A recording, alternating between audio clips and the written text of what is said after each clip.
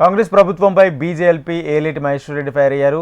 రైతు కూలీలకు ఆర్థిక సహాయం ఎందుకు చేయటం లేదని ప్రభుత్వాన్ని ప్రశ్నించారు. ఈ డబ్బులను ఆస్థాన గుత్తేదారులకు మళ్లించారనే అనుమానం కలుగుతుందన్నారు మహేశ్వర్ రెడ్డి.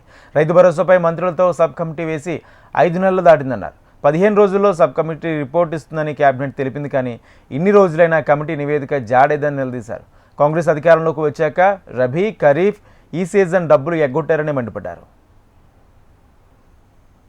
మొన్న ఢిల్లీ వెళ్ళినప్పుడు తుమ్మల నాగేశ్వరరావు గారు చెప్పారు, కౌలు రైతులకు మేము ఇస్తామని చెప్పినటువంటి 12,000 రూపాయలు ఇవ్వలేమని చెప్పేసి మరి సెప్టెంబర్ 19వ తారీఖు రోజు తుమ్మల నాగేశ్వరరావు చెప్పిన సంగతిని గుర్తు చేస్తూ ఉన్నాను. వారు ఢిల్లీలో మీడియాతో మాట్లాడుకుంటూ రైతు భరోసాపై కౌలు రైతు భూ యజమానులు ఇద్దరు కలిసి మాట్లాడుకోవాలన్నట. అయ్యా తుమ్మల నాగేశ్వరరావు గారు, మీకు తెలుసో లేదో బహుశా అప్పుడు మీరు కాంగ్రెస్ పార్టీలో లేనట్టున్నారు. గత కాంగ్రెస్ ప్రభుత్వంలోనే ల్యాండ్ లైసెన్స్డ్ కల్టివేటర్స్ యాక్ట్ 2011 చట్టం ఉన్నది.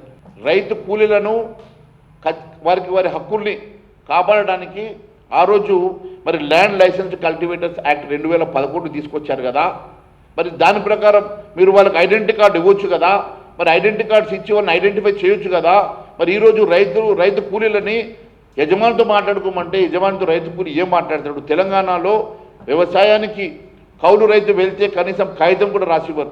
కాగితం కూడా రాసివ్వనటువంటి కౌలు రైతు యజమానితోటి ఏ రకంగా అండర్స్టాండింగ్కి వస్తాడు, ఏ రకంగా ఆ డబ్బు యజమాని ఖాతాలో పడ్డ తర్వాత రైతు కూలీకి వస్తుందో మీరు ఒకసారి అర్థం చేసుకోవాల్సిన అవసరం ఉన్నది. అంటే మీరు ఎగగొట్టడానికి ఇచ్చిన హామీలు నెరవేర్చకుండా ఎగ్గొట్టడానికి మీరు చేస్తున్నటువంటి నాటకం కాదని అడుగుతూ ఉన్నాం.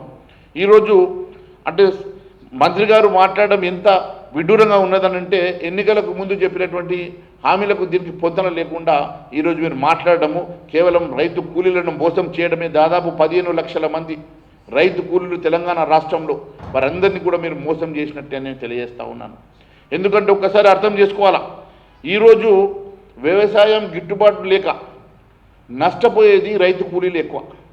ఈరోజు రైతన్నలు ఆత్మహత్య చేసుకునేటువంటి రైతన్నలలో 70% మంది రైతు కూలీలే అన్న సంగతి గౌరవ మంత్రి గారు గుర్తు చేసుకోవాలని చెప్పి నేను తెలియజేస్తా ఉన్నాను.